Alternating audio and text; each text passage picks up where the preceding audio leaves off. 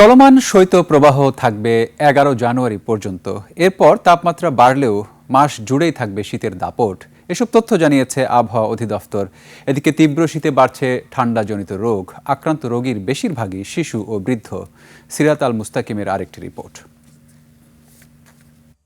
কুয়াশায় ঢেকে গেছে সারা দেশ। বেশ কয়েকদিন ধরেই দেশের প্রায় সব অঞ্চলেই অনুভূত হচ্ছে তীব্র শীত। দিনের বেলা মাঝে মাঝে সূর্য উঁকি দেওয়ার চেষ্টা করলেও কুয়াশার কাছে পরাজিত হয় বারবার। আর রাতে টের পাওয়া যায় কনকনে শীতের তীব্রতা। আবহাওয়া অফিস বলছে, লঘুচাপের প্রভাবে দেশের উপর দিয়ে বয়ে যাচ্ছে উত্তরের হিমেল বাতাস, যা শীতের তীব্রতাকে বহুগুণ বাড়িয়ে দিয়েছে। দিনের তাপমাত্রা কমে আসায় অনুভূত ঠান্ডা বেড়েছে কয়েকগুণ। আগামী 11 তারিখ পর্যন্ত মোটামুটি একই রকম কন্ডিশন বিরাজ করতে পারে। তবে এরপর 12 তারিখ থেকে কিছুটা তাপমাত্রা বাড়তে পারে।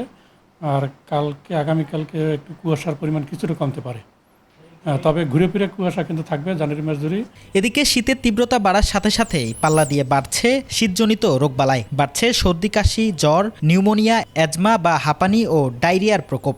বিশেষ করে 5 বছরের কম বয়সী শিশু এবং 60 বছরের বেশি বয়সীদের বাড়ছে ঠান্ডাজনিত রোগ। আমার এই বুকে সমস্যা, এই যে শ্বাস টানতে নিউমোনিয়া, শ্বাসকষ্ট, অ্যাজমা। বিশেষজ্ঞরা বলছেন, এই আবহাওয়ায় সবচেয়ে বেশি ঝুঁকিতে শিশু এবং বয়স্করা।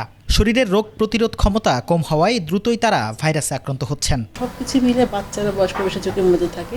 সাথে অন্যান্য বয়সের আছে যারা কাজের জন্য বাইরে বের হচ্ছে, তাদের মধ্যে হাঁচি কাশি ঠান্ডা লেগে থাকে। এবং আউটডোর রোগীর সংখ্যা বিগত বছর তুলনায় সবসময় দেখা যাচ্ছে এই শীতের সময় কিন্তু বেশি থাকে, দ্বিগুণ হয়ে যায়। যেটা নর্মালি 300-400 সেখানে 600 ক্রস করে।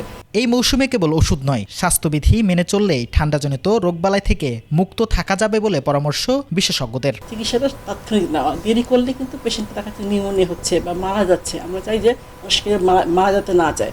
সব মিলে দরকার সচেতনতা তৈরি করা এবং ভালো থাকার জন্য উপায়গুলো বের করা। সিরাত আল মুস্তাকিম, 21 টেলিভিশন, ঢাকা।